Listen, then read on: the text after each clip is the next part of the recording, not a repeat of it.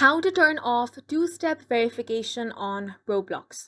Hi guys, welcome to our channel. Let's get started. So if you have enabled two-step verification on Roblox, to open the Roblox app, you first have to enter the 6-digit code. So let's do that and now tap on verify. Now, doing this all the time when you have to log into your account might be quite hard. So if you want to turn off the two-step verification on Roblox, all you have to do is tap on the 3 dots at the bottom right corner of your screen. After that, tap on settings. Now tap on security. Now scroll down here.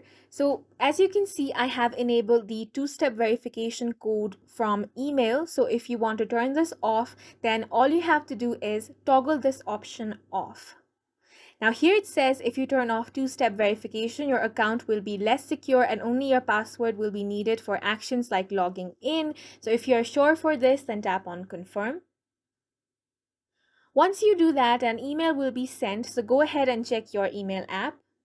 Now copy this code right here, then head back to the Roblox app. Now you want to paste the code that you have copied and tap on verify.